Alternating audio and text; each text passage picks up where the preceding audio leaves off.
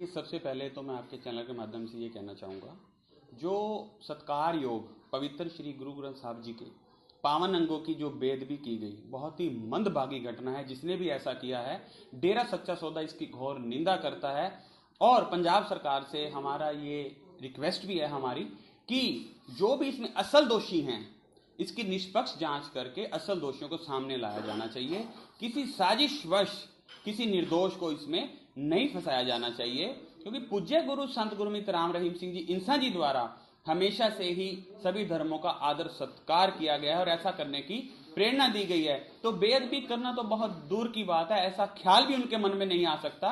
और बेअदबी करवाने में डेरा सच्चा सौदा का, डेरा सच्चा सौदा के किसी भी श्रद्धालु का या पूज्य गुरु संत गुरमीत राम रहीम सिंह जी इंसान जी का किसी प्रकार का कोई भी हाथ नहीं है। और आपको मैं बताऊं कि जब सन 2015 में यह मंदभागी घटना हुई और एसआईटी स्टेट ऑफ पंजाब की एसआईटी द्वारा इसमें जांच स्टार्ट की गई, उसके कुछ समय बाद ही स्टेट ऑफ पंजाब ने ही खुद से एक नोटिफिकेशन जारी किया और उसमें यह कहा कि इस केस की जांच किसी इंडिपेंडेंट एजेंसी द्वारा, सीबीआई द्वारा यह जांच की जानी चाहिए। तो उसके बाद ये सीबीआई ने अपने हैंडओवर ली जांच और सीबीआई ने इस केस की पूरी साइंटिफिक तरीके से जांच की, साइंटिफिक तरीके से, जिसमें कि लाइट डिटेक्शन टेस्ट हुए और जो पोस्टरों की बात हो रही है कि उस पर हैंडराइटिंग थी, लिखा गया था, उस हैंडराइटिंग की भी हैंडराइटिंग एक्सपर्ट से सीबीआई ने जांच करवाई। इस तरह की बहुत सी साइंटिफिक जांच सीबीआई द्वारा की गई। जब ये जांच का आया, जांच सामने आई, तो सीबीआई ने इस जांच में ये पाया कि बेअदबी करवाने में डेरा सच्चा सौदा का या पूज्य गुरु जी का या डेरा सच्चा सौदा के किसी भी सदस्य का, किसी भी श्रद्धालु का कोई भी हाथ नहीं है। उसके बाद ही सीबीआई ने एक closure report CBI court Mohali में दायर कर दी और उसमें यह स्पष्ट किया कि बेअदबी करवाने में डेरा सच्चा सौदा या इसके किसी भी सदस्य का कोई भी हाथ नहीं है। जैसे ही स्टेट ऑफ पंजाब को यह पता लगा कि सीबीआई ने इसकी सत्यता पर जांच, साइंटिफिक इन्वेस्टिगेशन करके और सच्चाई सामने ले आई है, तो स्टेट ऑफ पंजाब ने दोबारा से एक नोटिफिकेशन जारी किया और एक झूठ का पुलिंदा तैयार करने के लिए उस केस को वापस अपने पास ले लिया, जो कि नहीं लिया जा सकता था। उसके बाद पूज्य गुरु जी द्वारा माननीय हाई कोर्ट में एक याचिका दायर की गई और हाई कोर्ट के समक्ष सभी तथ्यों को रखा गया। सारे तथ्यों को सुनने के पश्चात माननीय हाई कोर्ट ने इसमें नीचे जो ट्रायल पे केस चल रहे थे उस पर पूर्णतः रोक लगा दी थी और इसी ऑर्डर को लेके स्टेट ऑफ पंजाब माननीय सुप्रीम कोर्ट पहुंची है। और यहां तक कि सुप्रीम कोर्ट के समक्ष भी याचिका में भी उन्होंने अपने तथ्यों को छुपाया है, जो और माननीय सुप्रीम कोर्ट के समक्ष एक तरफा बात को रखा है और अभी हमें सुप्रीम कोर्ट में सुना नहीं गया है।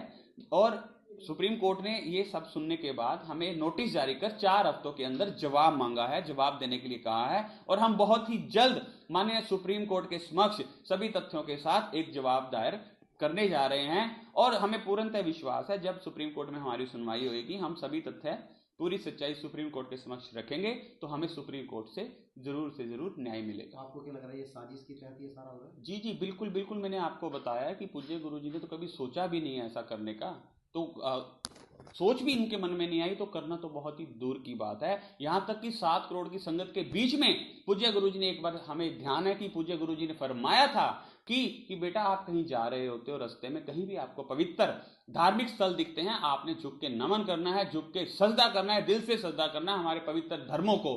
तो ऐसा कैसे हो सकता है किसी धर्म की बेअदबी की सोच भी पूज्य गुरु जी के दिल में आए।